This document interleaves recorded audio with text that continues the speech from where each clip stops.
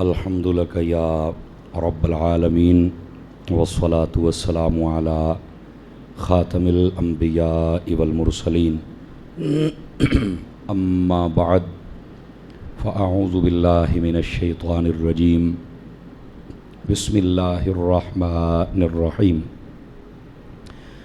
انا نخاف من ربنا یوما عبوسا قمطریرا فوقاهم اللہ شر ذلک اليوم ولقاهم نضرة وسرورا آمنت باللہ صدق اللہ العظیم وبلغنا رسولہ النبی الکریم الامین ان اللہ وملائکتہ یصلون علی النبی یا ایہا الذین آمنوا صلوا علیہ وسلموا تسلیما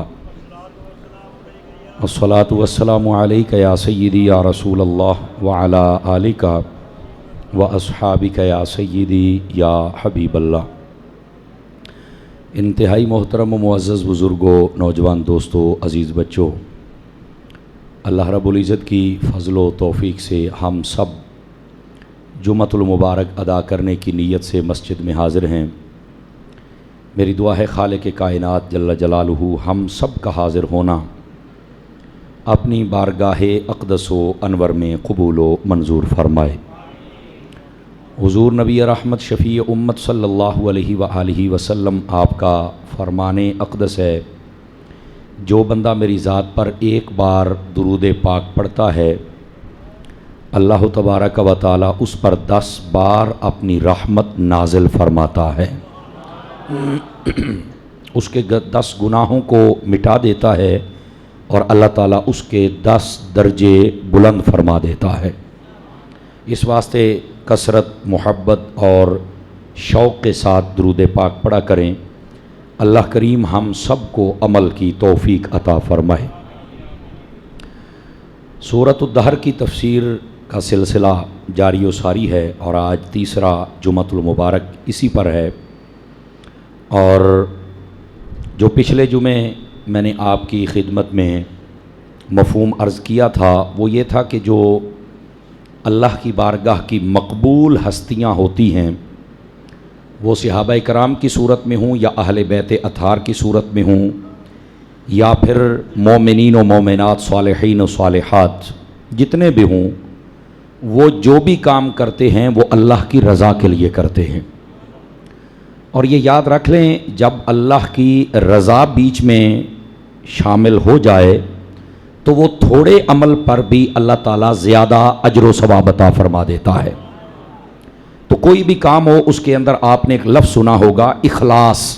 یہ اخلاص خالص سے ہے، یعنی خالصتاً بندہ نیت کرے کہ میں یہ عمل اللہ کے لیے کر رہا ہوں۔ بلکہ جو صوفیاء ہیں اگر آپ ان کی تعلیمات کو پڑھیں تو وہ فرماتے ہیں کہ یہ عمل جو لوگ کرتے ہیں کہ میں قرآن پڑھوں گا تو مجھے جنت مل جائے گی، میں نماز پڑھوں گا تو مجھے جنت مل جائے گی، صوفیاء کہتے ہیں اگرچہ یہ ٹھیک ہے لیکن حقیقت کی دنیا کے اندر یہ بھی ٹھیک نہیں ہے۔ کہا وہ کیسے؟ فرمایا یہ نماز جنت جانے کے لیے اور دوزخ سے بچنے کے لیے نہ پڑھ، اگر پڑھنی ہے تو اللہ کے لیے پڑھ۔ سمجھ آ رہی ہے آپ حضرات کو؟ اخلاص کا یہ مطلب ہے کہ بیچ میں سے پھر یہ جنت دوزخ یہ سب نکل جائے، پھر تو ہو اور تیرا مالک ہو۔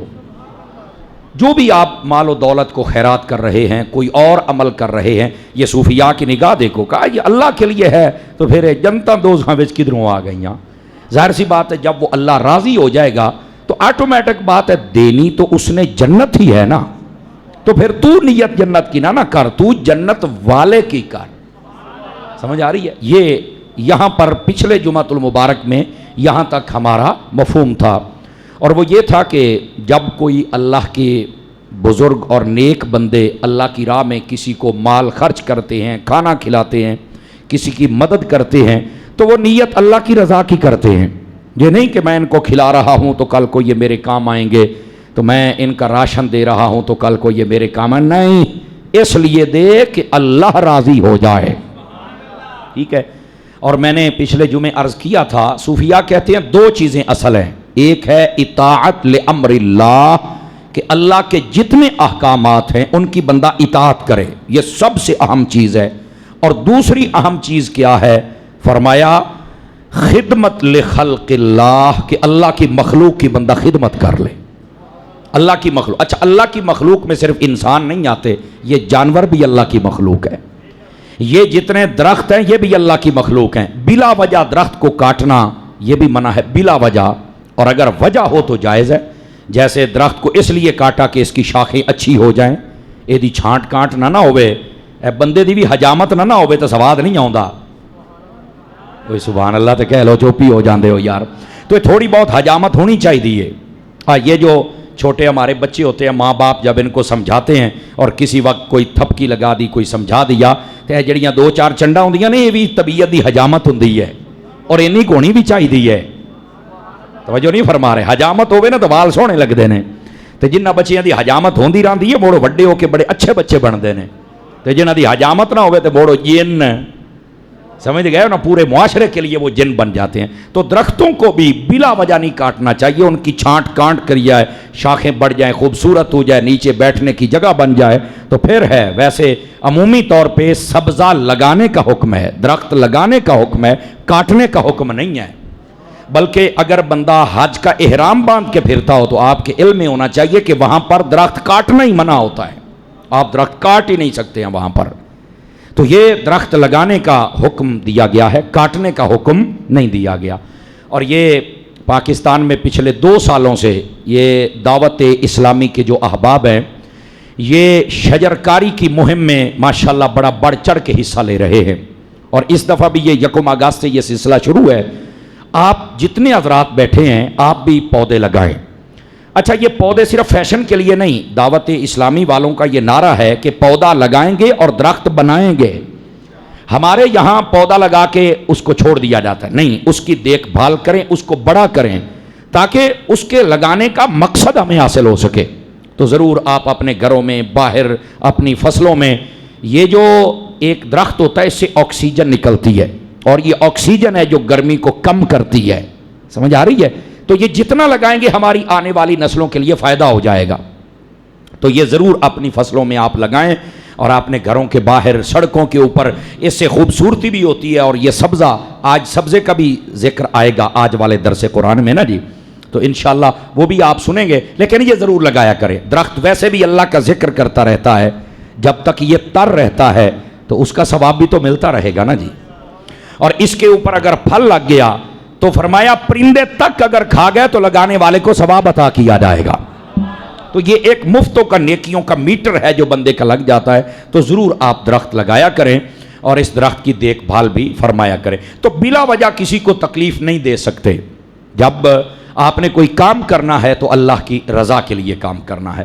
آج کے جمعۃ المبارک کی جہاں سے بات شروع ہو رہی ہے، اللہ رب العزت نے فرمایا انا نخاف من ربنا یومن عبوسن قمطریرا. وہ نیکوں کی بات ہو رہی ہے کہ وہ جب بھی کوئی نیک عمل کرتے ہیں نا تو وہ پھر لوگوں کے لیے نہیں کرتے، اپنے رب کے لیے کرتے ہیں. کیوں رب کے لیے کرتے ہیں؟ اس لیے وہ کہتے ہیں کہ ہم اپنے رب سے ڈرتے ہیں کہ ایک دن ہے جو بڑا سخت دن ہے اور بڑے سخت سوالات ہوں گے، یعنی قیامت کا دن ہے. اس دن میں ہمیں جمع ہونا ہے. تو کہتے ہیں کہ اگر اللہ نے یہ پوچھ لیا کہ تم نے یہ عمل لوگوں کے لیے کیا تھا یا رب کے لیے کیا تھا تو ہم کیا جواب دیں گے؟ تو اللہ کے جو نیک بندے ہیں وہ اس بات سے ڈرتے ہیں اور اللہ نے ان کی یہ صفت قرآن مجید میں بیان فرمائی. اور یہاں پر حضرات آپ جتنے بھائی بیٹھے ہیں ذرا غور سے سنیے.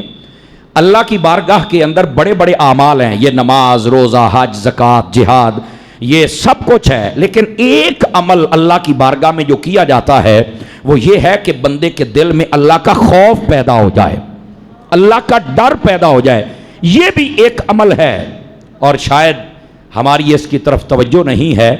یہ عمل کہ اللہ کا خوف بندے کے دل میں آ جائے، یہ عمل بھی میرے رب کو بڑا پسند آتا ہے. آپ کو بخاری شریف کی ایک حدیث سناؤں؟ اللہ اکبر. بخاری شریف میں ہے، نبی پاک علیہ السلام ارشاد فرماتے ایک شخص تھا، اس نے اپنی زندگی گزاری جیسے تیسے گزار لی. اس نے اپنی اولاد کے لیے بڑی محنت کی. اب جتنے میں ہیں یا آپ، ہم سب محنت کرتے تو اپنی اولاد کے لیے کرتے ہیں نا. کاش کہ ہماری محنت حلال کی ہو، حرام کی نہ ہو. کاش کہ ہماری محنت میں کسی کا حق نہ مارا جائے، نہ بہن کا، نہ بھائی کا، نہ کسی غریب کا. کاش کے حلال کا ہو تو پھر تو مزہ ہی کچھ اور ہے نا. حلال کی کمائی منع نہیں ہے, آپ جتنی مرضی کما لیں.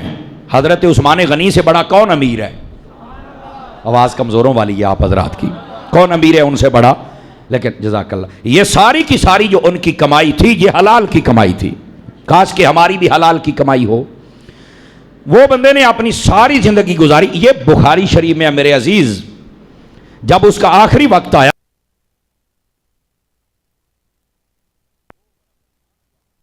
کہ یار اگر اللہ نے پوچھ لیا تو میں کیا جواب دوں گا, اپنے بچوں کو اپنے پاس جمع کر کے نا اس نے وصیت کی.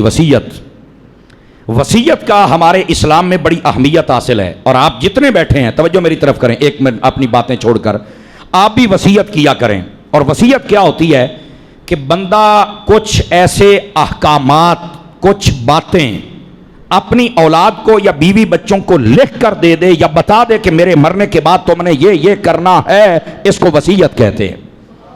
وہ اپنی وراثت کے اعتبار سے ہو یا اپنی تعلیمات کے اعتبار سے ہو, یہ وصیت ہوتی ہے.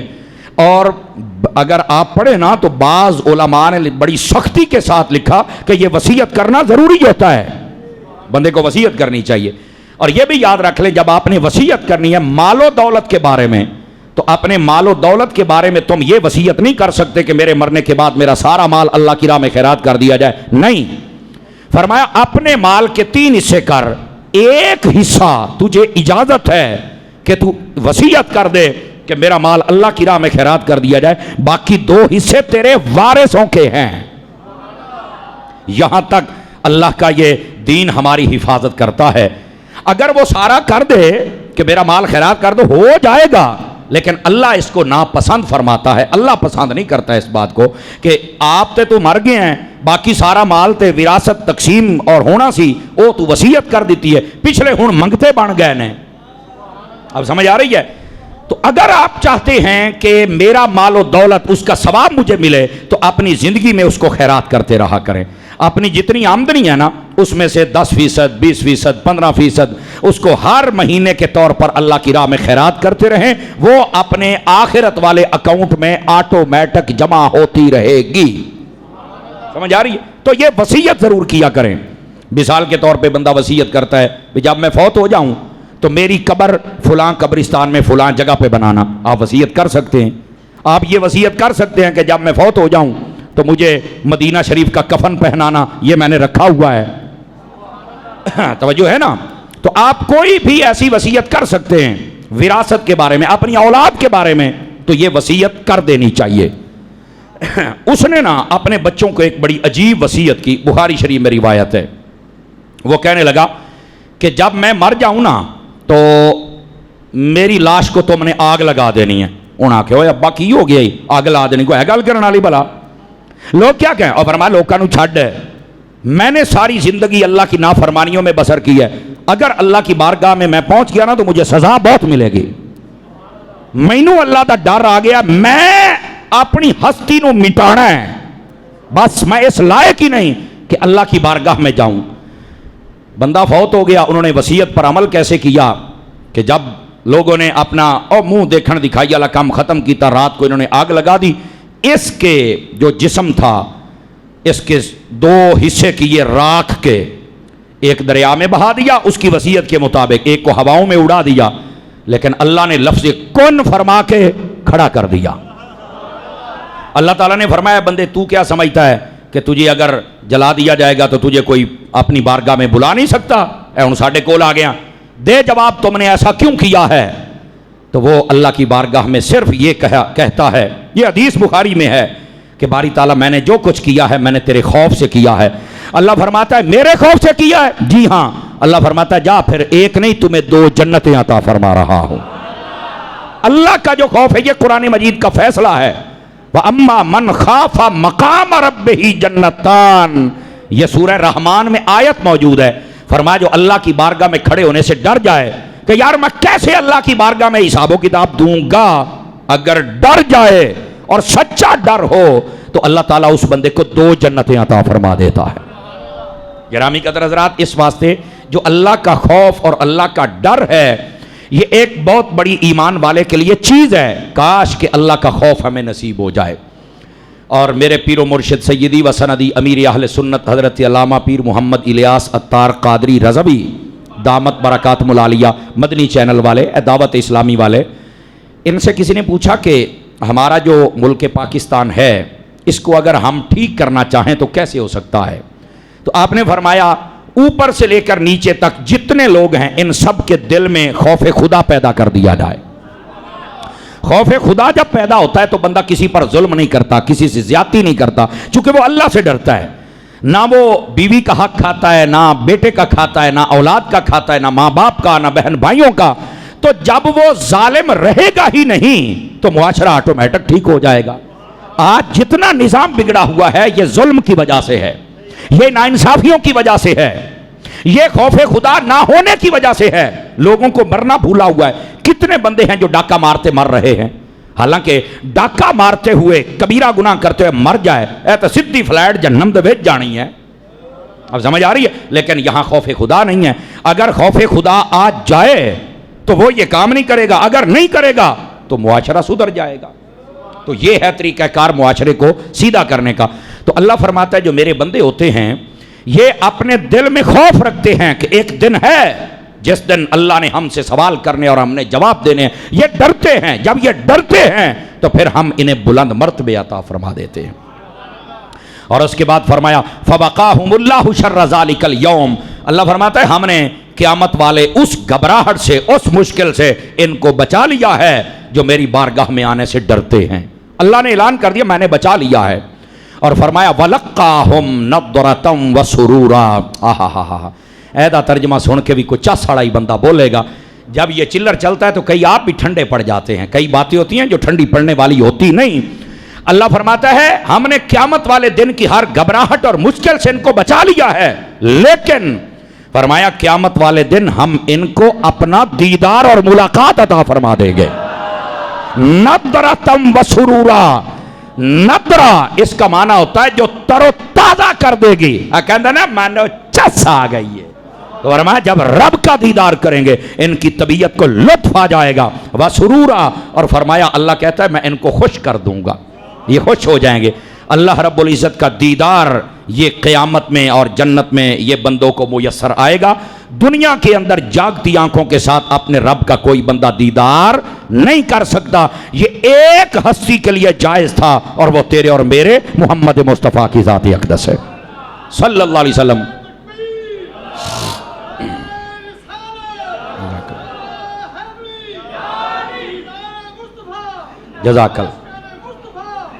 جزاک اللہ۔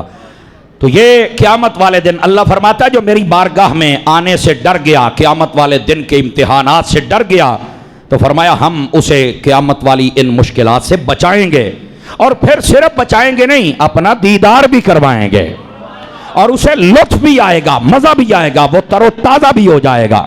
اور اس کے بعد کیا فرمایا؟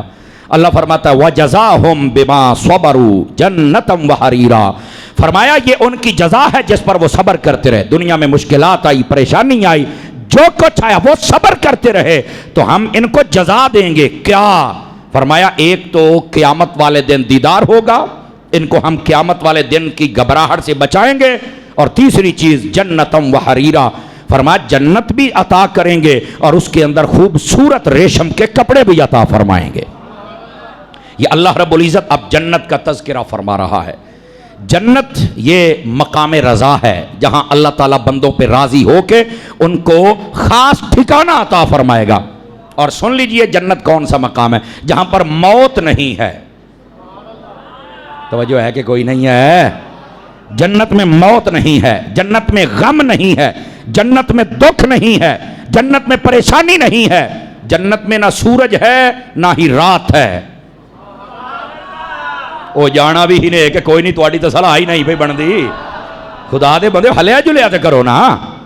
جنت کے اندر یہ چیزیں نہیں ہوں گے۔ جنت میں کیا ہے؟ نور ہی نور ہوگا، بس اللہ اللہ تے خیر صلی اللہ، اور بڑا میٹھا پیارا اور اچھا موسم ہوگا۔ یہ آگے آ رہا ہے، آپ کو بتاتے ہیں جنت کا موسم بھی کیسا ہوگا، جنت میں کیسا نور ہوگا۔ انشاءاللہ آپ کو سن کر مزہ آئے گا۔ لیکن آپ سنیے تو صحیح نا، جنت کے تذکرے سن کے اپنے آپ کو تیار تو کرو نا، اور پھر اللہ کی رحمت پر نظر رکھتے ہوئے تیار کرو تو مزہ تو پھر آئے نا جی۔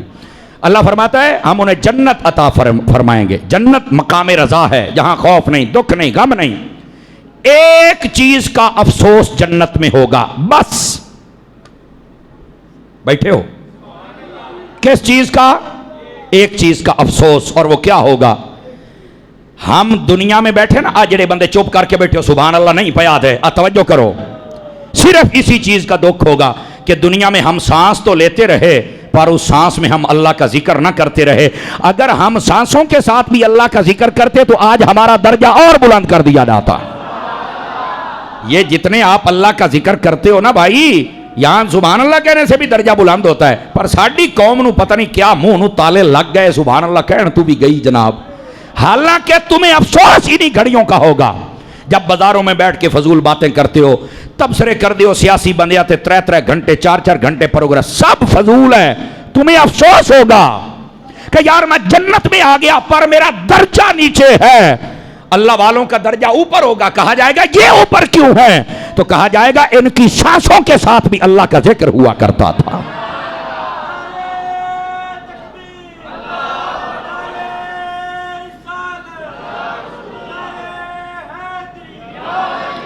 اللہ توجہ ہے جی؟ تو اس واسطے اللہ کا ذکر کرتے رہا کریں، یہ آپ کے لیے خوبصورت موقع ہے اللہ کا ذکر کرنے کا۔ اور وہ کیا ہے؟ آپ بات بھی سن رہے ہیں اور جب بات اچھی لگتی ہے تو آپ سبحان اللہ کہہ کے اللہ کا ذکر بھی فرما لیتے ہیں، لیکن یہ موقع بھی کئی لوگ ضائع کرتے ہیں اور جان بوجھ کر ضائع کرتے ہیں۔ یہ جڑے 2 جماعتیں زیادہ پڑھ جانا انہوں نے بڑا فلڈ آئے ہوئے ہوتا ہے، اوہ یار کو بولنا ضروری ہے، وہ مرے تو آیا کی لینے، ناراض تو نہیں ہوئے آپ حضرات؟ او خدا دیا بندے اللہ دا ذکر کرنا تینوں شرم پہ آؤندی ہے،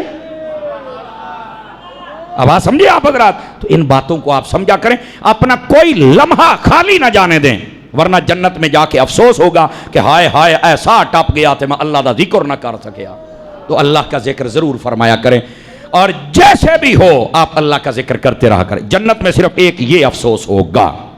دوسری بات فرمایا متکئین فیہا علی الارائک لا یرون فیہا شمسا ولا زمہریرا۔ فرمایا جنت کے اندر جب جنتی جائیں گے نا، اللہ تعالیٰ بہت بڑے بڑے ان کو بیڈ عطا کرے گا، بہت خوبصورت قسم کے تخت عطا کرے گا، یہ اس کے اوپر نا ٹیک لگا کے بیٹھیں گے، جی میں بادشاہ بیٹھا ہوں جناب، ہیں کیوں؟ فرما تساں خدا نو راضی کیتا تے خدا ہی تانوں راضی کردا پیا ہے۔ ٹھیک ہے، توجہ کیجئے، 3 بندے میری نظروں میں ہیں جو سوئے ہوئے ہیں، انہاں نو جگاؤ ہاں ذرا، جگائیں یار، جگائیں ساتھ والے کو، جاگو میرا سونا، اٹھی شیخو پورا آیا ہی، سبحان اللہ فرمائیے پیار کے ساتھ۔ تو یہ اب جنت کی بات ہے نا، اوہ جنت دے اندر سکون ہے، میرے خلطان اندر آئی بیٹھی نے ہیں، تو یہ مسجدیں بھی قیامت والے دن جنت میں جائیں گی۔ ہاں یہ روایت کا مفہوم ہے، فقیہ ابو الحسن سمرقندی لکھتے ہیں یہ جنت کشتی کی صورت میں آئے گی۔ کس صورت میں؟ کشتی کی صورت میں۔ اور اس کشتی میں بٹھائے گا کون؟ فرمایا مؤذن سد کے آکھے گا آ جاؤ میں اذانہ دندہ سی تسی آؤندے سی، آ جاؤ اور ساڑیاں سواریاں آ جاؤ، یہ سبھی کو بیچ میں بٹھائیں گے، اور اس کشتی کو چلا کے جنت تک کون لے کے جائے گا؟ اے تواڈا امام تے خطیب لے کے جائے گا۔ اس واسطے پترا مولویاں نال ہی بنا کے رکھ، پیچھے نماز بھی پڑھنا تے مڑ باقی کرنا، تینوں مڑ مبان دے تھا چنگی طرح۔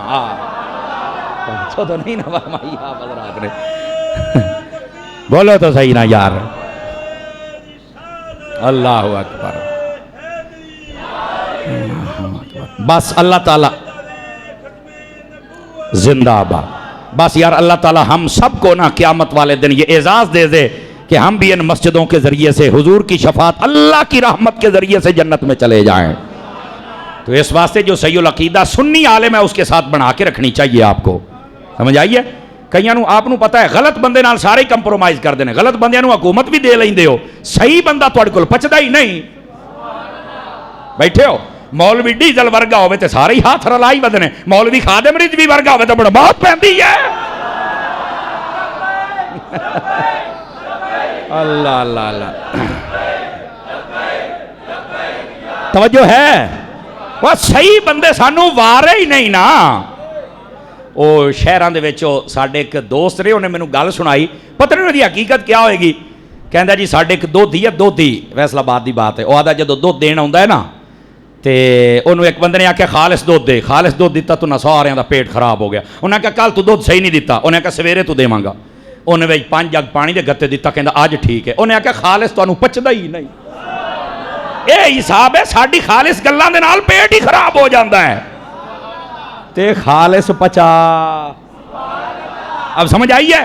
جو آپ کے صحیح العقائد عالم ہوتے ہیں، قاری ہوتے ہیں، امام ہوتے ہیں، ان کے ساتھ محبت فرمایا کریں، ان کے ساتھ دشمنی نہ کر. پیچھے نمازہ پڑھ کے باہر کھلو کے گلاں کرنا ہے تو یزیدی نمازی ہوندے نے، حسینی نمازی بننا.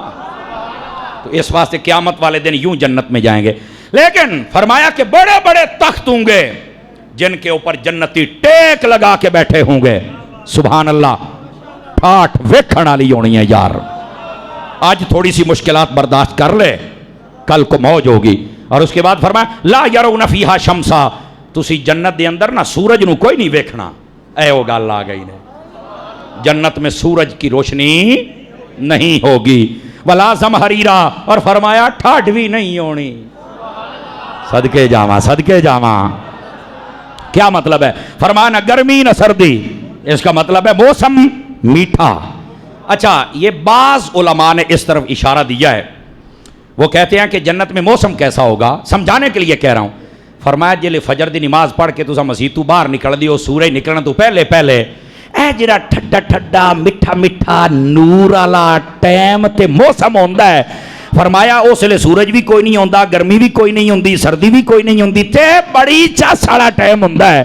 فرمایا بس کچھ ایسا ہی نظارہ جنت میں ہوگا ہمیشہ کے لیے. بس یہ تشبیہ ہے، ورنہ وہ اس سے بھی خوبصورت ٹائم ہوگا وہاں پر.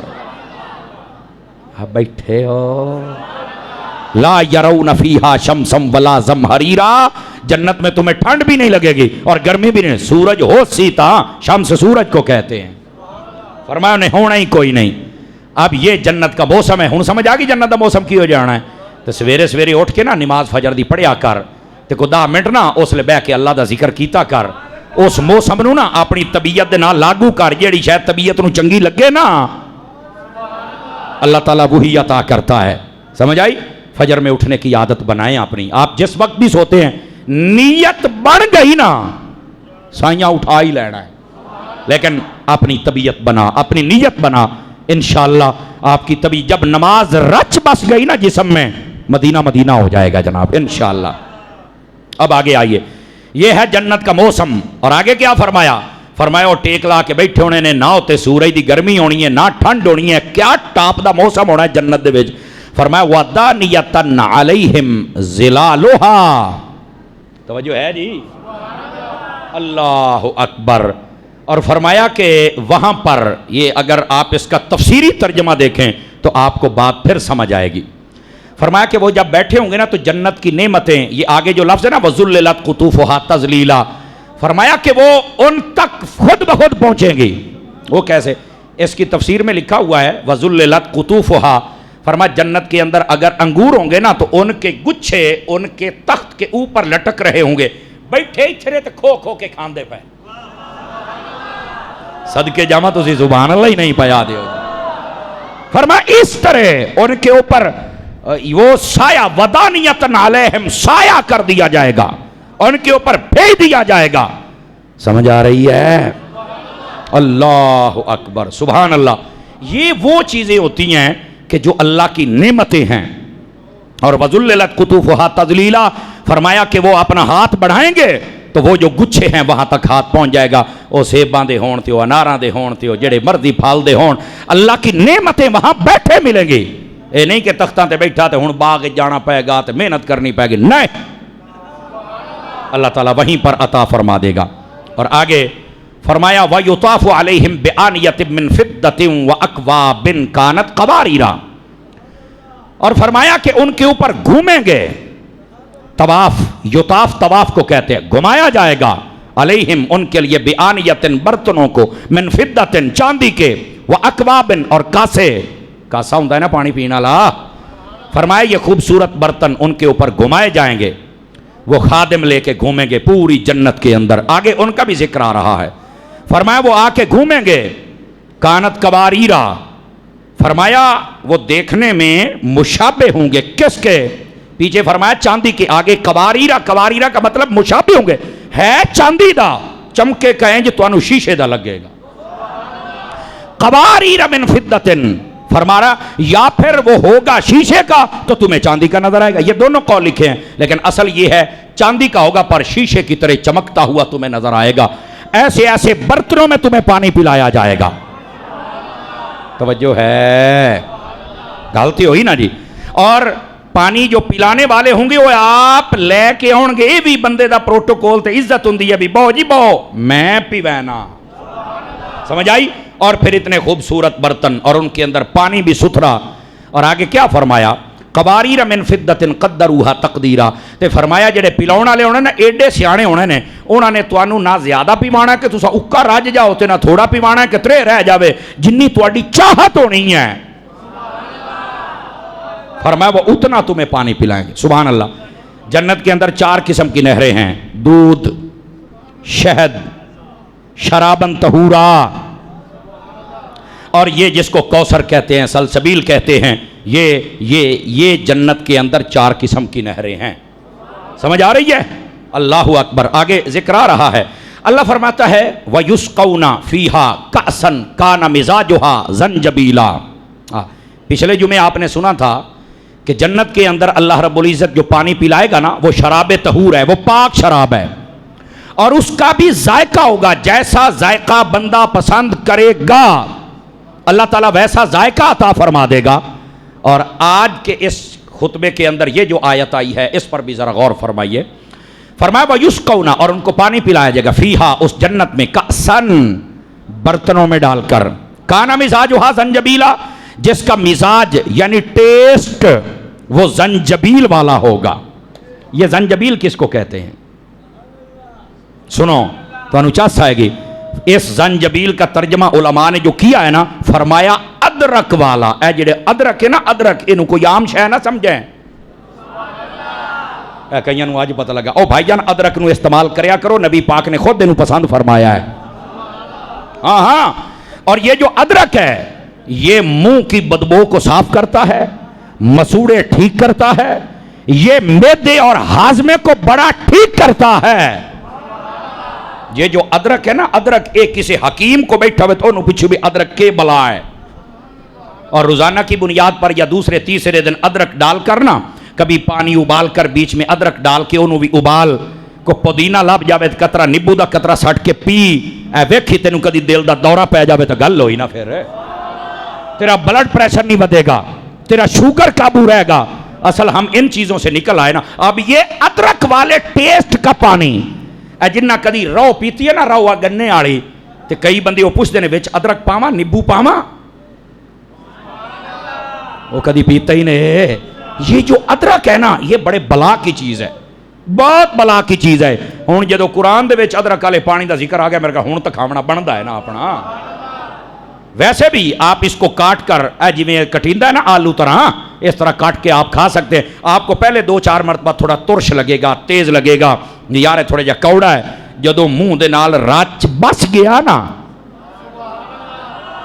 سمجھ آ رہی ہے، یہ ہر شے فٹ کر کے رکھ دے گا آپ کی. تو یہ فرمایا وہ جو اللہ پانی پلائے گا جنت کے اندر، اس کے اندر ادرک کا ٹیسٹ ہوگا.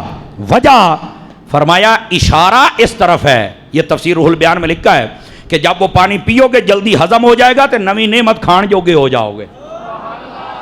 یہ اس طرف اشارہ ہے. اور یہاں یہ بھی بتا دیا گیا کہ اگر تم نے اپنا ہاضمہ ٹھیک رکھنا ہے تو پھر ادرک نو کھایا کر. صدقے ونجا چوپ ہو گئے. دیکھ لو پھر قرآن کا فیضان تو ہے نا. کئیاں بندیاں نو آج ادرک دے بارے پتہ لگنا بھی ادرک ایڈی کو بلا دی شے ہے. ادرک بہت خوبصورت چیز ہے، اپنی ہانڈیاں پایا کرو، اور ایک ٹکڑا بھی کھان دی کدی عادت بنا لو یا پانی دے وچ انہوں رکھ کے ابالو چنگی طرح اور او دا ٹیسٹ آوے. میں ویکھنا تیرا میدا کیویں خراب ہوندا ہے. استاد جی میدا باندھے، استاد جی قبض ہو گئی، استاد جی کچھ پچدی نہیں. تے میں کیا پچاون والی شے کھو سے تاں، وہ تو ادرک ہوتا ہے. اور جب میں اس کو پڑھ رہا تھا تو مجھے خود بڑی چس آ رہی تھی. ویسے میں اپنی عادت بتاؤں، میں ادرک پہلے بھی کھاتا ہوں. ہاں میں ادرک کھاتا ہوں الحمدللہ، کیونکہ وہ دین پڑھنے کی برکت سے کچھ نہ کوئی تو پتہ ہے نا.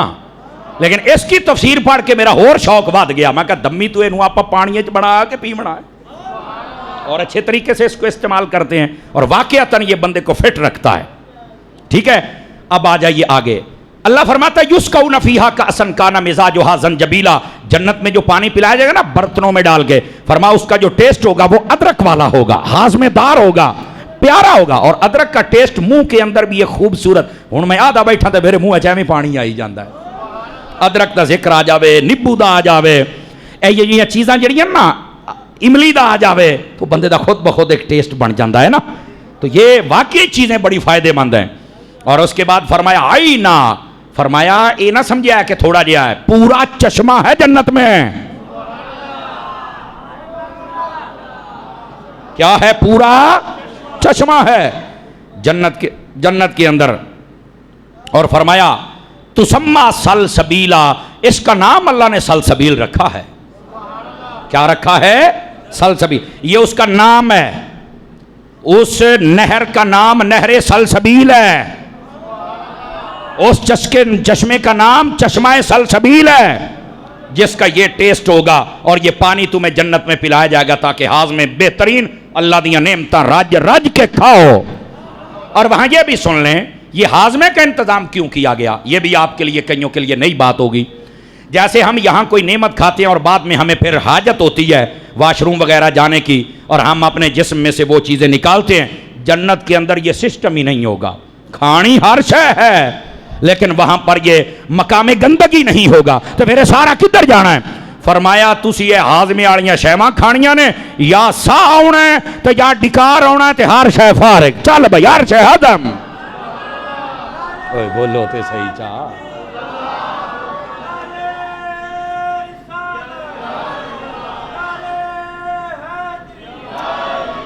اللہ اکبر. جنت دے اندر تے کام میں سیدھا کھائیا تے پانی پیتیا. بھائی بولو تو صحیح چاہ.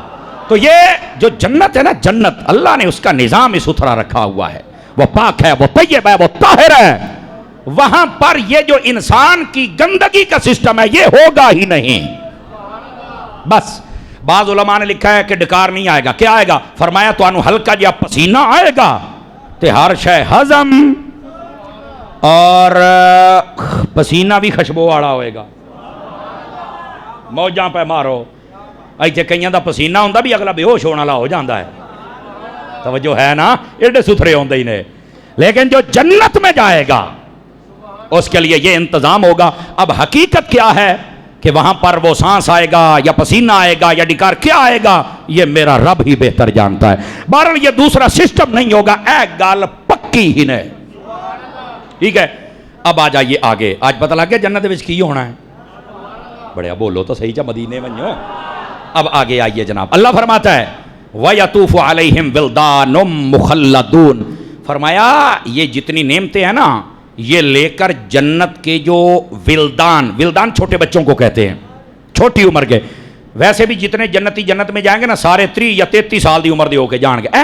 لوں پھٹ دی پئی ہو سی, تکڑے جوان ہو کے جان گے سارے. بامے کو بڈھا ہے تو بامے کو جوان ہے. سمجھ آ رہی ہے؟ یہ مخلوق کے لیے یہ اللہ کا حکم ہے کہ وہ اس انداز میں جنت کے اندر جائیں گے, جوانی کی صورت میں جائیں گے. ٹھیک ہے, اب اگلی سنیے. تو ان کی خدمت کے لیے یہ ولدان بچے ہوں گے جو آ کے تمہاری خدمت کریں گے. اچھا اونا بچیاں دی شان کی ہوئے گی, اے بھی سن لیا جے پھر اس تے بھی میں کلام کراں. فرمایا وَإِذَا رَأَيْتَهُمْ حَسِبْتَهُمْ لُؤْلُؤًا مَنْثُورًا. فرمایا وہ اتنے خوبصورت ہوں گے جنتی بچے, فرمایا کہ جب تم دیکھو گے تو تمہیں لگے گے آئے تو سارے موتی نے, موتیاں دے بنے ہوئے نے. لیکن اسی کے تحت حضرت حسن بصری رضی اللہ تعالی عنہ تابعی بزرگ ہیں, آپ فرماتے ہیں کہ نبی پاک علیہ السلام نے جب یہ آیت کریمہ بیان کی تو نبی پاک سے پوچھا گیا, یہ روح البیان میں موجود ہے اسی آیت کے تحت. آقا کریم سے یہ پوچھا گیا جنت کے اندر جو خادم ہیں ان کا تو یہ حسن ہے, تو جو جنتی خود ہوگا اس کا حسن کتنا ہوگا, جو مخدوم ہے اس کا حسن کتنا ہوگا. ہنے دا جواب بھی سنیا ہے. بظاہر تو لگدا بھی یار وہ خدمت گزار ایڈے سونے ہونے تے اسی مڑائیے رساں ہیں جڑے جنت جزاں. منہ آندا یہ حسن ہے ساڈے خادماں دا تے ساڈا کی بن سی. میرے نبی نے فرمایا تمہارا حسن ان کے سامنے ایسا ہوگا وہ ستارے لنگے گے تم چاند نظر آؤ گے. ہائے ہائے سبحان اللہ فرماتا ہے.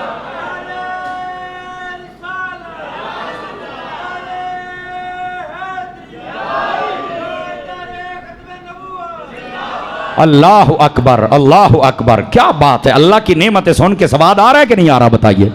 دل کی تہوں میں بات اتر رہی ہے. میرے بھائی یہ جو خادم ہوں گے وہاں پر وہ موتیوں کی طرح خوبصورت ہوں گے, اور جس کی خدمت کی جائے گی جنتی ہوگا, جو اللہ کا بندہ ہوگا اس کا حسن فرمایا چاند کی طرح ہوگا اور وہ ستاروں کی طرح نظر آئیں گے. سبحان اللہ. لیکن یہاں رکیے, ایک بات اور بھی آپ کی خدمت میں عرض کریں بھائی. یہ جنت کے اندر جو ولدان, اچھا ان کو غلمان بھی کہا گیا, ان کو ولدان بھی کہا گیا. سمجھ آ رہی ہے. ولدان بچوں کو کہتے ہیں, غلمان جو بالغ ہونے کے قریب ہوتے ان کو کہتے ہیں. یعنی اتنے اتنے عمر کے ہوں گے یہ آپ کے وہاں پر خادم ہوں گے. اچھا یہ بچے کون ہوں گے, یہ بھی ایک علمی بات ہے. آج آپ سن لیں. پہلی بات, حضرت سیدنا مولا مرتضی شیر خدا, مشکل کشا, دماد مصطفیٰ, زوج زہرا, تاجدار حلتا, حضرت سیدنا علی المرتضی شیر خدا رضی اللہ عنہ, آپ اور امام حسن بصری وہ فرماتے ہیں کہ یہ جو بچے جنت میں خدمت گزار ہوں گے یہ مسلمانوں کے جو چھوٹے بچے فوت ہو جاتے ہیں نا یہ وہ ہوں گے. سمجھ آ رہی ہے. یہ پہلا قول ہے. اب دوسرا بھی سنیے. حضرت سیدنا سلمان فارسی رضی اللہ عنہ, یہ وہ سلمان فارسی ہے جن کو نبی پاک نے فرمایا سلمان من اہل البیت, اور یہ سلمان تو میری اہل بیت میں سے ہے. اس نے سب کچھ, کبھی موقع ملا نا تو حضرت سلمان فارسی کی ہسٹری بتاؤں گا آپ کو. انہوں نے سب کو چھوڑ دیا تھا اور ان کی بڑی لمبی عمر تھی, ٹھیک ہے, بڑی لمبی عمر پائی. انہوں نے ماں باپ, گھر بار, علاقہ, شہر, وطن, ہر چیز چھوڑ دی میرے مصطفیٰ کے لیے. پھر میرے مصطفیٰ نے آکھیا جی تو سارے انہوں ساڑھے واسطے چھڑے ہے, ایسی تینوں ہون سینے جلانا بھی جتے میری اہل بیت دا ذکر ہوئے گا سلمان تیرا بجے کرنال ہوئے گا. ہیں میرے آقا پھر نوازتے تو ہیں نا, کوئی حضور کا بن کے تو دیکھے نا.